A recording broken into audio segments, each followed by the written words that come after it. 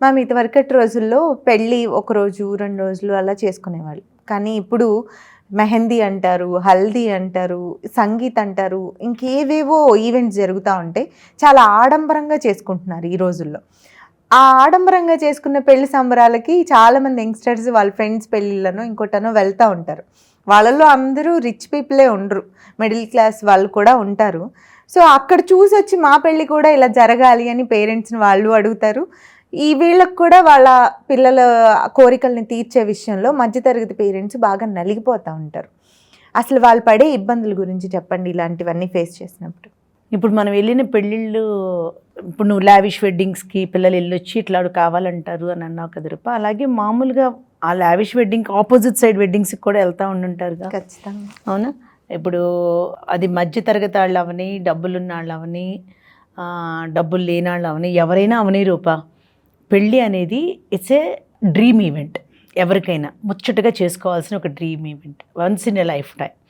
దానికి డబ్బులు ఖర్చు పెడితేనే అది డ్రీమ్ ఈవెంట్ అవుతుందంటే మాత్రం పొరపాటు. అది తాటాకి పందిరేసుకుని దాని కింద మేళతాళాలు పెట్టుకుని, చుట్టాలని ఊళ్ళో వాళ్ళని పిలుచుకుని 10 మందిని పలకరించి భోజనాలు పెట్టుకుని, అక్కడ జరుగుతున్న పెళ్లి తంతంతా వచ్చిన 100, 200, 1000 మంది కళ్ళారా చూసి బ్లెస్ చేసి, ఆ రోజుల్లో 1 or 2 days అంటున్నావు కానీ ఆ రోజుల్లో కూడా పెళ్ళిళ్ళు వారం 10 రోజులు చేసేవారు రూప.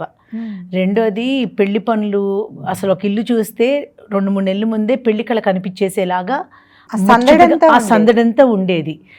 మేళతాళాలతో వెళ్ళి బొట్లు పెట్టి పిలుచుకునేవారు, ఇంటింటికి వెళ్ళి ఇన్వైట్ చేసేవారు.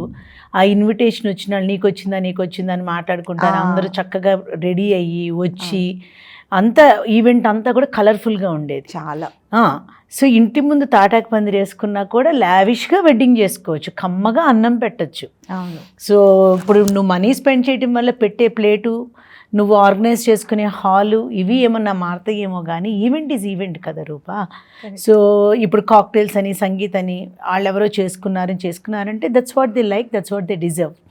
వాళ్ళకి నచ్చినట్టు వాళ్ళు చేసుకుంటున్నారు, వాళ్ళు చేసుకోగలరు కాబట్టి చేసుకుంటున్నారు. దానికి మనం వాతలు పెట్టుకోవాల్సిన అవసరం లేదు. మన స్తోమత ఏంటి, మనం ఎంతవరకు ఇబ్బంది పడకుండా మనం ముచ్చటగా చేసుకోగలం అని ఆ లెవెల్లో మనం ఆలోచించాలి కానీ వాళ్ళెవరి లెవెల్లోనే మనం ఆలోచించకూడదు.